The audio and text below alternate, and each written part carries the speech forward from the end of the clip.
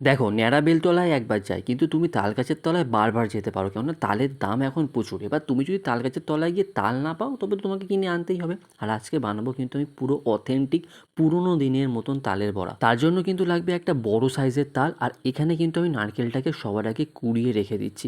এবার সব থেকে কঠিন কাজ এই তালের পাল্প বার করা। এই জিনিসটা বার করতে কিন্তু লেগে যাবে 1 ঘন্টা, কিন্তু খেতে লাগবে জাস্ট 1 মিনিট। সবার আগে কিন্তু ঘষানির সাহায্যে আমি পুরো তালের পাল্পটাই ঠিক এতটা পরিমাণে বার করেছি। এর মধ্যে কিন্তু সবার আগে যাচ্ছে ময়দা, পরিমাণ মতন ময়দা দেবে, পরিমাণ মতন কিন্তু এখানে তোমরা সুজি দেবে। কেউ যদি চালের গুঁড়ো ইউজ করতে চাও সেটাও করতে পারো। এবার কিন্তু এখানে চিনি দিয়েছি পরিমাণ মতন, আর কুড়িয়ে রাখা নারকেলটা দিয়ে দিয়েছি, আর একটুখানি কিন্তু কালো জিরে হাতের সাথে ঘষে এর মধ্যে কিন্তু দিয়ে দিয়েছি। এবার কিন্তু আরও একটা কঠিন কাজ, এইভাবে কিন্তু তোমাদেরকে পুরো মিশ্রণটাকে মেশাতে হবে।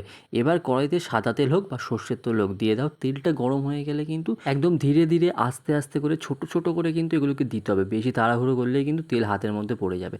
এবার দেখো লাল লাল করে ভেজে নেবে, ভেজে নিলেই কিন্তু আমাদের পুরো পারফেক্ট তালের বড়া রেডি হয়ে গেছে। আর এইগুলো কিন্তু 5 টাকা পিসে বিক্রি করা আরামসে যেতেই পারে। তোমরা কি বলো সেটা কমেন্টে অবশ্যই জানাও। আর যেমন নরম হয়েছিল ঠিক তেমনই খেতে সুস্বাদু হয়েছিল, বাইরেরগুলোর থেকে অনেক ভালো। বাইরে কিন্তু এতটা পরিমাণ তাল থাকেও না। আর অবশ্যই শেয়ার করো।